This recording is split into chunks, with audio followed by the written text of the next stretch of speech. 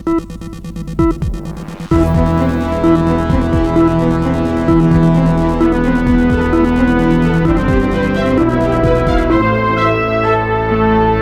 की राजनीति में इस समय एक अनोखा और विवादास्पद मामला सुर्खियों में है। योगी आदित्यनाथ सरकार में मंत्री बलदेव सिंह औलख, जो रामपुर जिले से आते हैं और राज्य कैबिनेट में एकमात्र सिख मंत्री हैं, अपनी राजनीतिक निष्ठा को लेकर विपक्ष और पार्टी के भीतर ही सवालों के घेरे में आ गए हैं। वजह है उनकी बेटी सुखमन कौर का उत्तराखंड में कांग्रेस पार्टी से चुनाव मैदान में उतरना। सुखमन कौर बाजपुर ब्लॉक से कांग्रेस की अधिकृत उम्मीदवार है और उनके नाम की अनुशंसा खुद उत्तराखंड कांग्रेस अध्यक्ष ने की।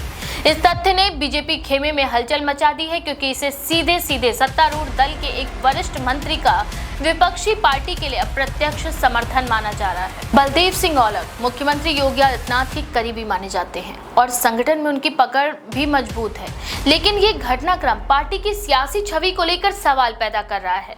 विरोधी दल इसे बीजेपी के भीतर दोहरी राजनीति का उदाहरण बता रहे हैं, वहीं पार्टी के कुछ नेता इसे एम्बैरेसिंग यानी शर्मनाक स्थिति के तौर पर देख रहे हैं। इसी बीच मंत्री औलख के बेटे और दामाद पर एक एफआईआर भी दर्ज हो चुकी है, जिससे विवाद और गहरा हो गया है। राजनीतिक विश्लेषकों का मानना है कि ये मामला केवल एक मंत्री के पारिवारिक संबंधों तक सीमित नहीं है, बल्कि ये चुनावी वफादारी और दलगत निष्ठा के सवाल को भी सामने लाता है, खासकर तब जब बीजेपी और कांग्रेस दोनों ही आने वाले चुनावों के लिए पूरे दमखम से तैयारियां कर रही हैं। उत्तराखंड में सुखमन कौर का कांग्रेस टिकट लेना और उनके पिता का उत्तर प्रदेश में बीजेपी मंत्री बने रहना सियासी समीकरणों में एक दिलचस्प और पेचीदा मोड़ जोड़ रहा है। हालांकि बलदेव सिंह औलख की ओर से इस पर कोई औपचारिक सफाई नहीं आई है, लेकिन उनके नजदीकी सूत्रों का कहना है कि सुखमन कौर का राजनीतिक फैसला उनका व्यक्तिगत चुनाव है और इसका यूपी की बीजेपी इकाई से कोई लेना देना नहीं है। इसके बावजूद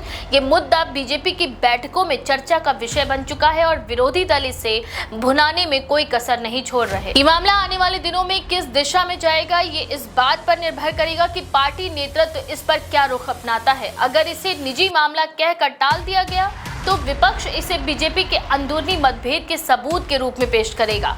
वहीं अगर इस पर सख्त रुख अपनाया गया तो ये मंत्री औलख के राजनीतिक करियर पर भी असर डाल सकता है। फिलहाल ये पूरा घटनाक्रम इस बात का उदाहरण है कि भारतीय राजनीति में व्यक्तिगत रिश्ते और पारिवारिक महत्वाकांक्षाएं किस तरह पार्टी की रणनीतियों से टकरा सकती हैं और चुनावी मौसम में ये टकराव कितनी बड़ी सुर्खियां बना सकता है। इस बारे में आपका क्या विचार है? अपनी राय कमेंट में जरूर लिखें। ऐसी और भी खबरों के लिए देखते रहें द पेज 90।